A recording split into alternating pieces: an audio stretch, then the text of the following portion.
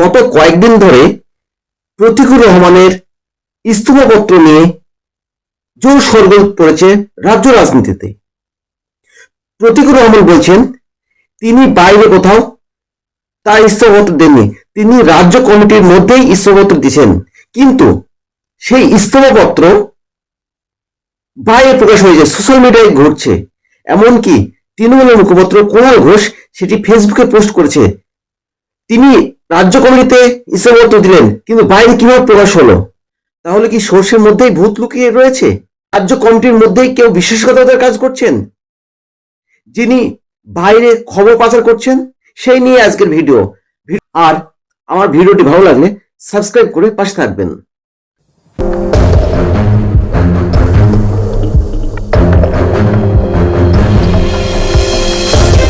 প্রতীকুর রহমানের ইস্তফা ঘিরে যে চরম নাটকীয়তা চলছে রাজ্য রাজনীতিতে, সেটা নিয়ে কৌতূহল তৈরি হয়েছে মানুষের মধ্যে।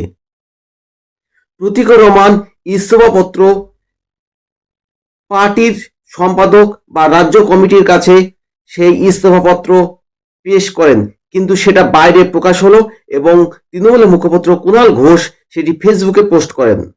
তারপর প্রতীকুর রহমান সে রাজ্য কমিটির হোয়াটসঅ্যাপ গ্রুপ থেকে বেরিয়ে যান। এখন কথা হচ্ছে, যে কোনো পরিবারে সেই পরিবারের কোনো সদস্য যদি রাগ হয়, অভিমান হয়, সেই পরিবারের বড়দের বলেন, পরিবারের মধ্যে রাগ দেখান, অভিমান করেন, এটা স্বাভাবিক প্রক্রিয়া। প্রতীকুর রহমানও হয়তো সেরকমই করেছেন। কিন্তু প্রতীকুর রহমানের সেই ইস্তফাপত্র কিভাবে বাইরে প্রকাশ হলো, কোটি টাকার প্রশ্ন। এখন দুই ধরনের কথা হতে পারে। প্রথম বিষয় হচ্ছে, দলের অন্দরে বিশ্বাসঘাতক লুকিয়ে রয়েছেন, অথবা প্রতীকুরের বিরুদ্ধে একটা জোর ষড়যন্ত্র চলছে। আর তিনি কে? প্রতীকুর রহমান সিপিএম দলে থাকবে কি থাকবে না সেটা পরের বিষয়।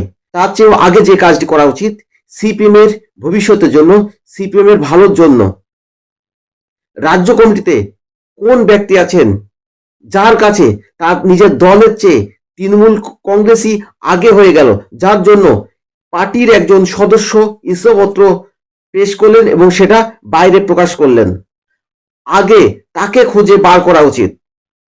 একটা দৈনিক পত্রিকার পোর্টালেও আজকে সেটা উল্লেখ করেছেন প্রতীকুর রহমান।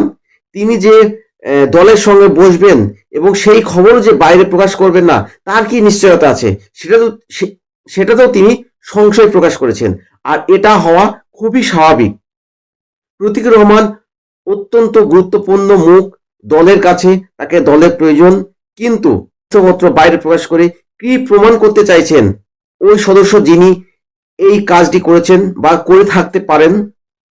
যদি কেউ এই কাজ করে থাকেন, তাহলে সিপিএম এর জন্য ভয়ের কারণ, বা দলের অন্দরে বহু কথা আলোচনা হয়, বহু ঘটনা ঘটতে পারে, সেটা যে বাইরে প্রকাশ হচ্ছে না বা প্রকাশ হয় না, সেই খবর বা দলের অন্দরে কি ঘটছে না ঘটছে সেগুলিও যে বাইরে পাচার করে না, তার কি প্রমাণ আছে?